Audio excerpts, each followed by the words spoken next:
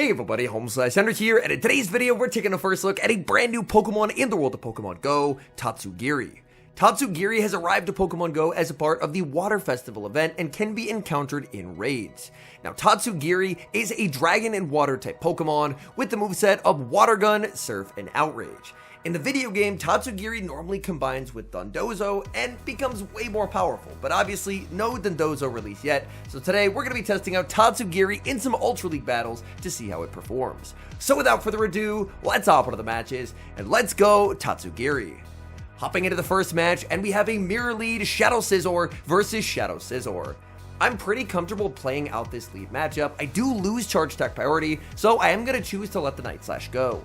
Night Slash is going to land. I'm going to return fire with a Night Slash of my own, and then look to save switch into the Blastoise. In comes Blastoise. My opponent is staying in this matchup, and they fire off a Night Slash. This is very okay, so I'm always just going to let this through. The Night Slash does way more damage than it normally would, so it appears my opponent did get the Night Slash boost on the charge attack priority tie. They send out Galarian Moltres, and this is by no means a typical response to Blastoise. Hydro Cannon will not knock out, so I'm going for the KO with the Skull Bash. Opponent reads me like a book, and they will invest a shield. But with my boosted defense, I will not get farmed down. This forces my opponent to fire off a fly, but I need this Moltres out of here. Tatsugiri in the back is a pretty glassy Pokemon, so I don't want to take those sucker punches. Back in comes the Scizor. Scizor does get the farm down. In comes Tatsugiri. I'm going to try for a Trailblaze catch. I go for the catch. It's unsuccessful. In comes Skeleturge, and down goes Scizor. Tatsugiri has to get to a Surf here. Will get to a Surf. Come on, Tatsugiri. I need this knockout here. Surf onto the Skeleturge with the Water Gun Snipe. Picks up the KO. We farm down Shadow Scizor, and somehow that's going to be a Game 1 win. Moving into game number 2, Shadow Scizor into Shadow Drapion.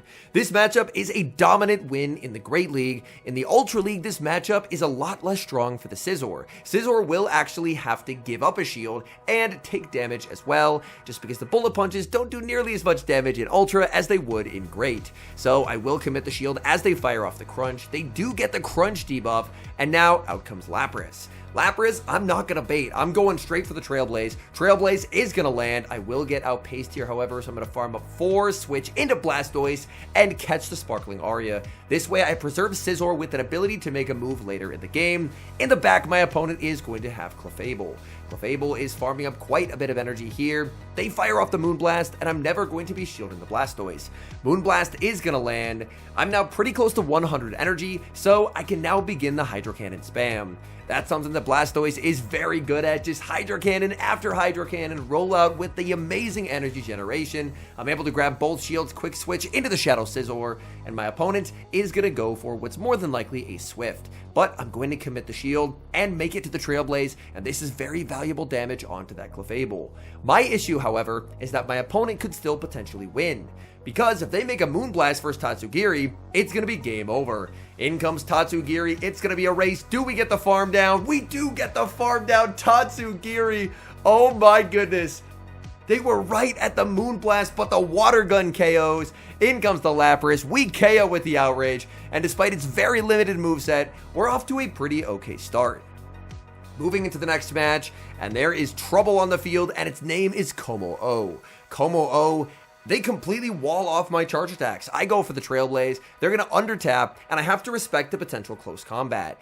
They bait with the Brick Break, out comes a Thundershock Belly Bolt, and I instantly lose the game. When running a Pokemon with very limited coverage and moveset like Tatsugiri, you're going to need to make certain sacrifices when it comes to team building. My sacrifice is that I'm pretty covered into most Mons, but I auto-lose into Thundershock Belly Bolt. And here it is, so unfortunately, this game is probably just going to be a loss. I was forced to go down 2 shields just to get some damage onto this Belly Bolt. Belly Bolt will pick up the KO with the Parabolic Charge, and now their defense is very boosted.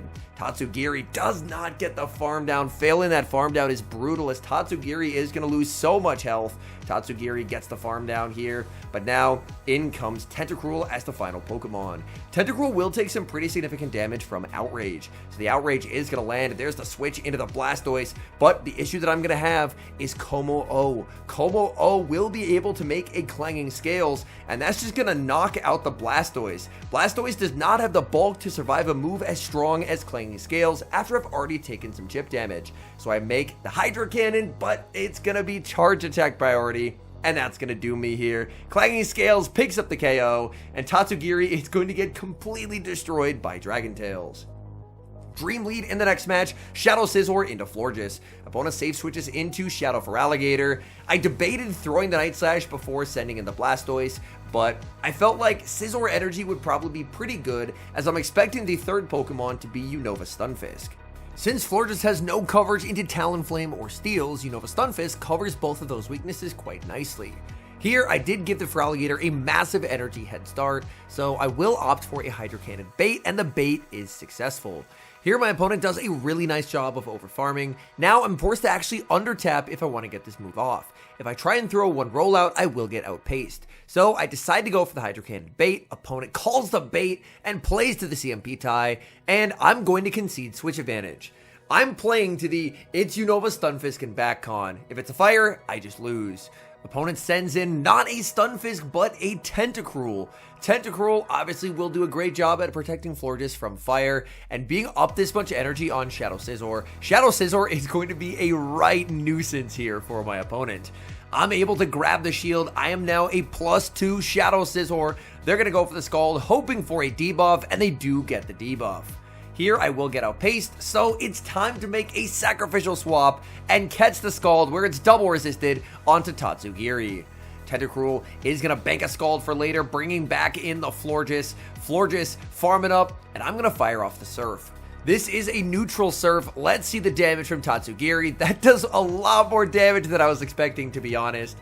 Florges is forced to fire off energy. I was almost at the Surf. Trailblaze barely does not knock out. I make the Surf, but I will actually go for an undercharge here. It still ends up KOing. What I wanted to do was leave them on 1 HP and then snipe with the Scizor to leave with the Trailblaze loaded, but as it turns out, they were actually in Night Slash range, so I'm able to take the win with the Shadow Scizor. We move to the next match, and Feraligatr once again returns, this time on the lead into my Shadow Scizor. I know that Shadow Scizor should have an ability after landing a Night Slash to bullet punch down in the 2 shield, so that's exactly the plan. With Tatsugiri being as frail as it is quite scary to go down 2 shields so early, but I really feel like Shadow Scizor can be a wrecking ball into a lot of teams, so that's kind of my goal, just trying to get as much value as I can out of the Scizor. Feraligatr will fire off the Hydro Cannon, they're going to get farmed down here, so they send in Shadow Typhlosion, and I make the wrong swap. I should have brought in Tatsugiri, but I misclick, I bring in the Blastoise, and that's going to cost me. Blastoise will fire off this Hydro Cannon. I'm expecting my opponent to shield and undertap the Thunder Punch, but they actually just fully sacrifice the Typhlosion. So Typhlosion gets KO'd. I'm not in the worst spot now. They're going to bring in Shadow Primeape as their final Pokemon, and this is going to be a tough game to win. Primeape should always throw 4 in the move here, so I throw 2, wait a turn, and I do end up getting that catch. This sets me up in a potential position to win, as I'm only 1 rollout off a move on Blastoise. I send in Tatsugiri, and I think I'm just getting close combated here. Close combat picks up the KO. I have to watch for the catch. In comes the Blastoise, watching for the catch, but Feraligatr lives the rollout on 1 HP. They make the move. I get knocked out by the Hydro Cannon, and unfortunately, we lose a very close game. We see a positive lead in the next match, Shadow Scizor into Gastrodon. Gastrodon will get outpaced here. Opponent gonna send in Moltres. They don't even wait a turn there to try and go for a catch. They just switch it in, so I get to bank a bunch of energy on Scizor, send in Blastoise. Opponent's actually on Payback. Payback, not what I was expecting to see, but I'm gonna go for a Skull Bash into a Farm Down now. The Skull Bash is gonna land. This should set up the Farm Down for the Blastoise, but Galarian Moltres, a second game in a row that an opponent lives on 1 HP. That is tragic, and I'm forced to burn a shield that I really did not want to have to burn. In comes Gastrodon. I'm at the back-to-back Hydro Cannons. Now the question here is, did that Mud Slap knock out? No, it did not. The rank 1 Blastoise paying dividends as I'm able to get my opponent very low. I send in Scizor, going for the Night Slash. They catch on Talonflame, but switching takes a turn, which means they did not sneak through and Incinerate. That's very good news for me, because I would have lost my entire Scizor, but because I didn't, I can now just win the game with Tatsugiri, as Tatsugiri is going to get the full farm down of the Talonflame. In comes the Gastrodon. Gastrodon will be forced to go for the Earth Power. Tatsugiri is pretty glassy, but I think it can hang on here, and it does survive. They will fire off a Body Slam, so they will actually get to KO the Tatsugiri, but 2 bullet punches from Scizor is going to mean game over for my opponent, and they lose with both shields remaining. Picking up a decent lead in the next match, Shadow Scizor into Pangoro. Pangoro would be a pretty big problem for the back line, so pretty happy to see it here. My opponent is just going to opt straight for the Night Slash, so this means that they wanted me to no shield, and that's exactly why they didn't build up, because if they build up to the close combat, then I have to respect it. I'm going to go for the Trailblaze. Scizor has taken quite a lot of damage in this matchup. I'm going to be shielding up the Night Slash. Opponent switches out, sending in Golisopod. I will make a last-second Night Slash. I debated just bringing in the Blastoise, but I wanted to try and put it in a range where I could roll out it into Hydro Cannon range. So Scizor is off the field, but Blastoise should be in a pretty nice spot here. Blastoise more than happy to absorb double X Scissor, and then look to continue to overfarm and get quite a bit of residual energy. So I'm going to throw 2, almost at the back-to-back Hydro Cannons. This will easily KO the Golisopod, and I get to exit with energy for the Pangoro, if that's what they decide to send in. But they do not. They send in Florges, and this is really bad. I'm 1 away from my second Hydro Cannon, so I wait the turn, switch into Tatsugiri, and I'm able to catch the Trailblaze. The bad news for me is that this does not win me the game, because now their Fairy Wits are boosted, and look at Tatsugiri. It is getting absolutely deleted.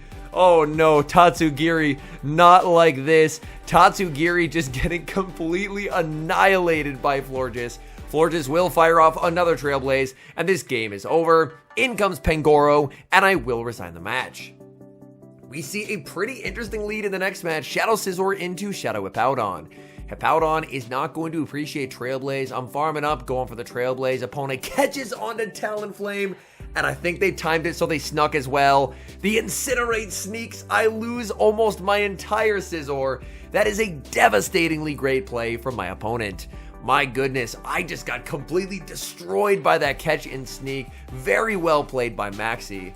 I shield, expecting the Brave Bird, but unfortunately it's just a fly. So now I'm down a shield, but in comes Hippowdon. This is where I want to see Hippowdon, because Blastoise can output an incredible amount of pressure. Hippowdon farming up a ton of energy. Hippowdon will be firing off Scorching Sands. Scorching Sands will not knock out. They're going to have to throw both moves here, and hopefully Tatsugiri can do well in the back. I'm hoping it's potentially like double fire in the back maybe. Tatsugiri gonna look for the farm down here. These water guns do not do enough. Tatsugiri fails to farm down. They make a Scorching Sands in the back. That is not what I was expecting to see. It is a Bombardier. Bombardier in the back. And there's just nothing Scizor can do here, so I will concede the match. Hopping to the final match, we've got the battle of the Bug Steel types, Shadow Scizor against Genesect. Honestly, when I saw the Bug Steel typing, maybe I was expecting Scizor or Fortress. Genesect is not the Pokemon I was expecting to see, but it looks like this trainer is bringing out a little bit of the spice.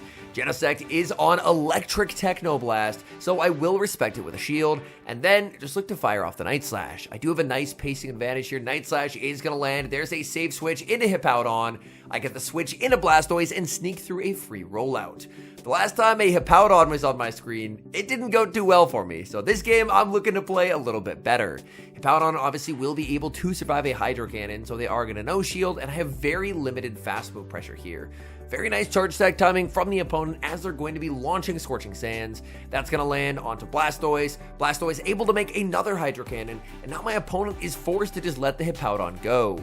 In the back, they have Lapras. I bank some energy on the Blastoise and send in Shadow Scizor. Shadow Scizor, Trailblaze is going to be shielded up by the Lapras, and I'm in a bit of a tough spot. I really don't want Tatsugiri to be without a shield, so I'm just going to let the Scizor go, and now it is Tatsugiri time. Tatsugiri just needs to make it to the Outrage. Outrage will be able to pick up the knockout. The good news for me is that people shouldn't know what Tatsugiri's moveset is. I go for the Outrage. They get the catch on the Genesect. You've got to be kidding me. And suddenly, I think I'm actually losing this game. Oh my goodness, I didn't think to overfarm because who would know Tatsugiri's moveset? This trainer does. Ice Beam lands, I get very close to the Surf and switch into the Blastoise. Blastoise will fire off the Hydro Cannon. I just need any combination of two Hydros or a Hydro and a Surf.